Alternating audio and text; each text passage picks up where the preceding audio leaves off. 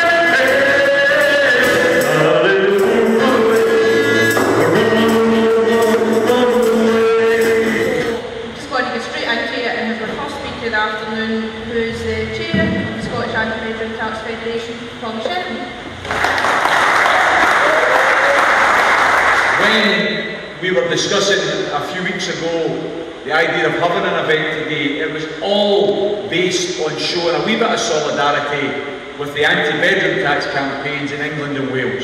In England and Wales today there are several demonstrations taking place to renew the efforts to try and get the Tories to scrap the bedroom tax. And I think most of you would be aware, and I'll touch on this in a moment, that in Scotland and in Northern Ireland, I spoke to somebody in George's Square there when I was round at the CND demo, and someone says to me, Tommy, I've heard, but it can't be true, I've heard that in Northern Ireland they don't have the bedroom tax. And of course it is true, because the Northern Irish Assembly said to Westminster, how much is it you're looking for in this bedroom tax, how many people are going to be affected? And they said, oh, it'll be about 22 million, and he said, well, that's fine, there you go, we're not having it. So they don't have the bedroom tax.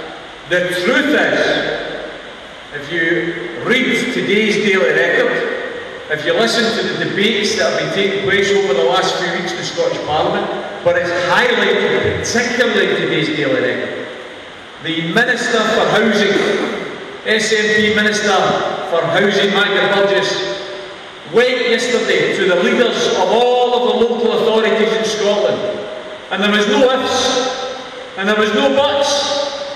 She said categorically, we will provide you with every single penny for the victims of the bedroom tax. That's it, black and white as far as I'm concerned. There is no need whatsoever for a single poor person anywhere in Scotland. Because let's remember, the bedroom tax isn't some universal fair tax that affects everybody. The bedroom tax is a poverty-seeking missile. Burgess's comments yesterday mean is that no one in Scotland need fear any longer the bedroom tax. We say to the local authorities, to the housing associations, stop beating about the bush here. Stop trying to get people to jump through hoop after hoop. You should be the ones who get in contact with the bedroom tax victims and tell them loud and clear they're no longer liable for bedroom tax. That's the reality. That's what they should be doing. And I'll tell you what, if they're not going to be prepared to do that, then it's not going to be long before I think within the bedroom tax campaign, when people say to you, because it happens all the time at the meetings that we've been having, should we pay the bedroom tax? And we've had a uniform line up to now, where we have said, look, I'm not personally affected by the bedroom tax. I'm personally offended by it, but I'm not personally affected by it. I think it's wrong for somebody like me to call on somebody to do something that I'm not doing myself. However, if it's going to take deliberate, absolutely clear non-payment to bring the councils and the housing associations to the the table, then quite frankly, I think we're going to have to consider promoting non-payment of bedroom tax and telling people, stop putting yourself into further penury, stop putting yourself into further debt, stop making your life even more miserable because you're trying to pay off a tax which you shouldn't be paying in the first place. I was also going to make the point in terms of the hypocrisies. Maybe we shouldn't do it now right enough, because it is, I think, subject to a police inquiry now, so maybe we shouldn't mention Maria Miller. Oh, to hell with it, let's just mention it anyway. This is a Tory government minister who claims £90,000 second home allowance. You know, these are the animals who are trying to drive poor and disabled people out of their homes, saying they'll get spare bedrooms. Never mind spare bedrooms, these people get spare houses. £90,000 in spare home subsidy. They call it expenses. That's how much she's been claiming for her second house. Turns out that her mum and dad live in the second house. It's not a second house at all. It's just money she's claiming so that the mum and dad don't have to pay anything. She's been caught, of course. She's been caught, and the independent inquiry that looked in there said yes, she was guilty, not only of misleading the committee, but of actually not allowing the committee to carry out its work. She gets caught defrauding Parliament, and she gets told, pay back less than 6,000. And by the way, you can remain being a minister. Brothers and sisters, that story should be told over and over again, because what that story highlights, that Maria Miller story, it highlights the rank hypocrisy of Westminster, where if you've got someone from the East End of Glasgow or from the South Side who happens to be in receipt of benefit but works a couple of days in a hairdresser's or gets a couple of days work in a building site, if they get caught defrauding the state, then their feet wouldn't touch the ground. They'd be in court and they'd be in the jail. But if you're a Tory minister, you get at least slap in the wrist and you get to keep your job and you get to keep your expenses. That's the hypocrisy of these people, brothers and sisters. They're the scroungers. They're the scroungers, not anybody that's in the receipt of benefit. Today I think our message has to be primarily to the councils and to the housing associations. We know that most of you were opposed to the bedroom tax. We know that. We know that most of you said it was foisted upon you. We had the Housing Association movement that said that they were in the campaign against the bedroom tax. Well, that's great, brilliant, welcome. There's a broad church here. But now we've reached the stage where the government has made it plain they have provided the money for every single victim of the bedroom tax. If the councils and the housing associations don't play ball now and they don't stop sending out the demand letters, stop the level of harassment, then quite frankly I think we're going to have to be proactive in calling for mass non-payment of bedroom tax and for occupying the housing associations and the councils until they stop harassing the poor. Thanks very much, brothers and sisters. Hi everybody. We've been really active in the East End of Glasgow because that's where I come from. 100% success rate in DHPs, that's including people in receipt of their DLA. I've had to fight a few cases there, but I've won. I mean, they've condemned us to the bedroom tax, while the rich get a tax break. They've condemned us to sanctions. They've condemned us to extortionate bills and fuel bills while wages stay the same. They've condemned us to a benefit cap which only affects the most vulnerable in our society. They've condemned us to endless trips to Lourdes, Aka, Atos, Cadogan Street. You know, you get in there and you come back out healed, like I did. We're also condemned here as well to zero contract hours, which is absolutely horrendous. Don't know if any of you are under zero contract hours. That's something else I think we should be battling as well. Don't let everybody say that you can't achieve anything because you can. There's no such a word in the dictionary as can. The word is can, no T at the end, can, and we can do it. We can do everything that we set our minds to. Let's get rid of this government and let's get rid of them now. Thank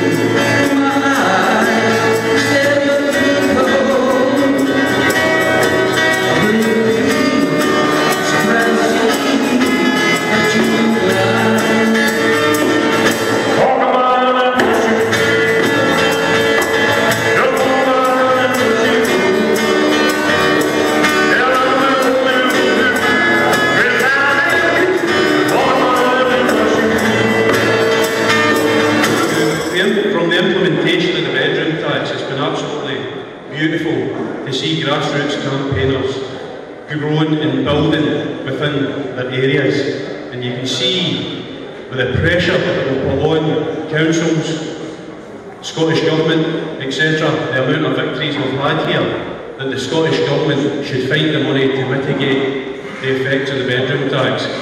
We were always met by, well, how are we going to find the money to pay for it? What other services are we going to have to cut in order to fund this Tory callous tax? But in the same sense, we stayed on about it. We kept on lobbying the Scottish Government. In February this year in the budget, the Scottish Government finally announced, better late than never, that they would mitigate the effects of the bedroom tax. It should have been done at the start, but better late than never. And that's a victory for grassroots campaigners right across Scotland.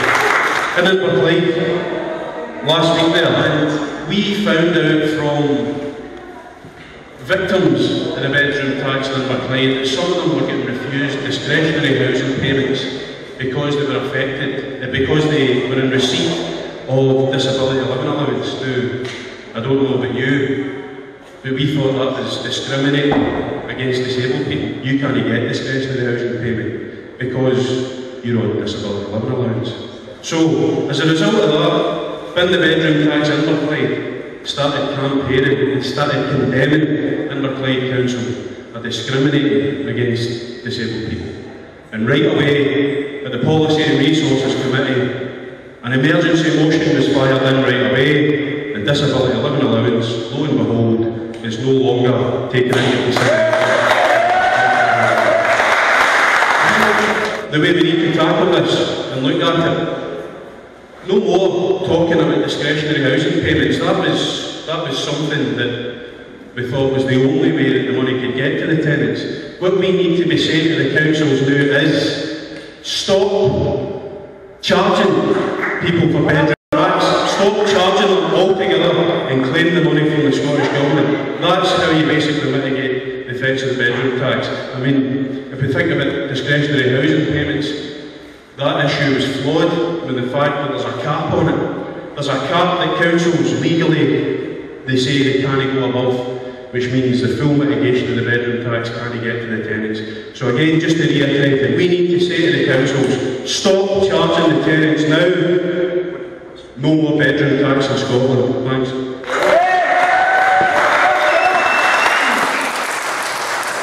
Just to explain a lot more about the Child Youth Centre, it's been going for 20 years. It's been a drop-in activity centre for people with mental health problems, severe mental health problems, schizophrenia, bipolar, depression, manic depression, such like, and much more.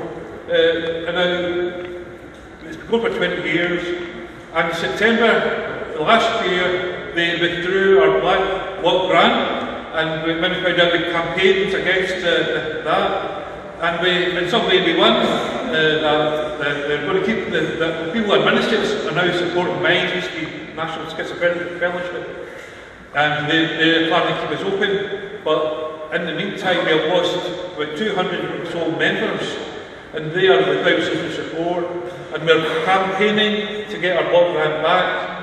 In the process of doing that, we've got in contact with Unison, with Unite, and we are got an emergency resolution through to the SUC demanding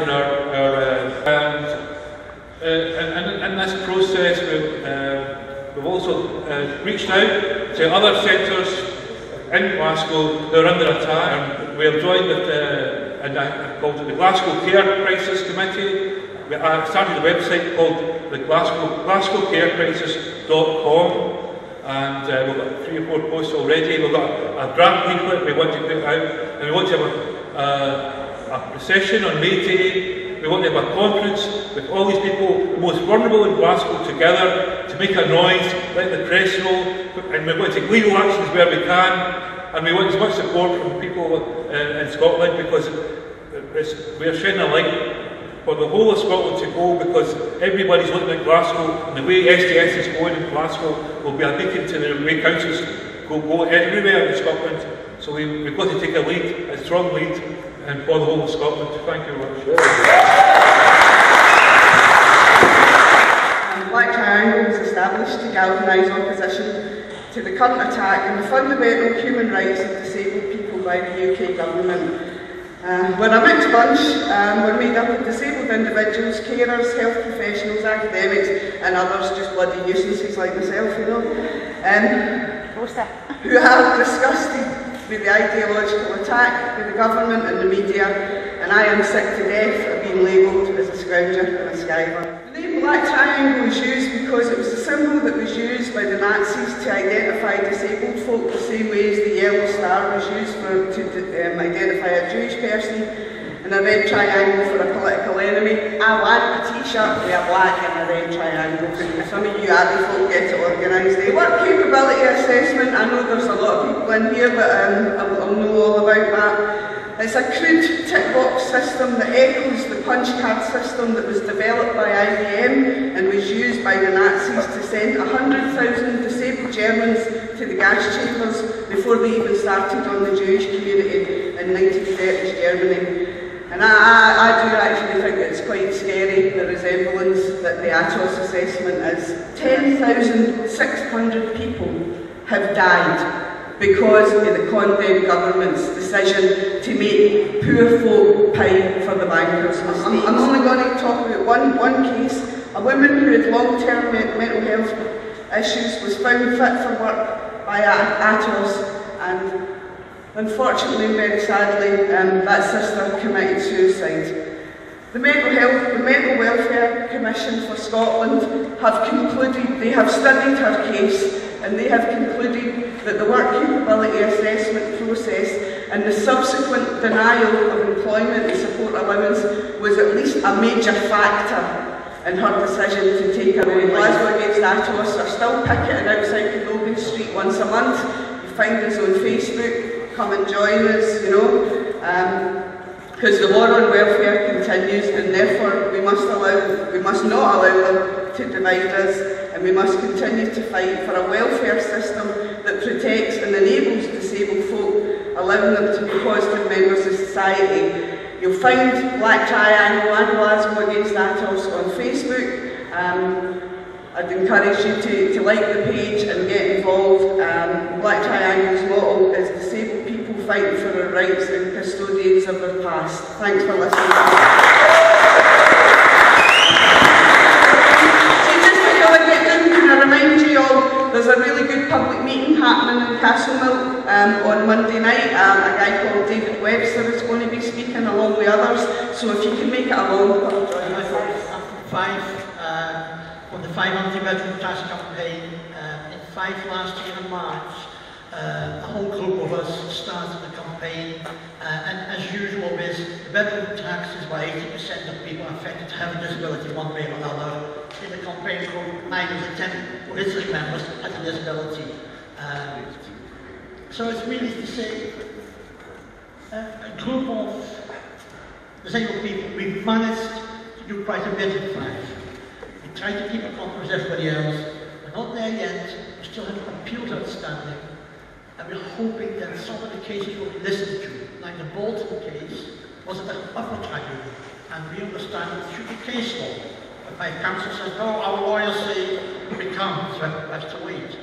And so, even if you have people who are not sure, as long as they're in the system, you know, after the 30th of April, they can't apply back for last year's.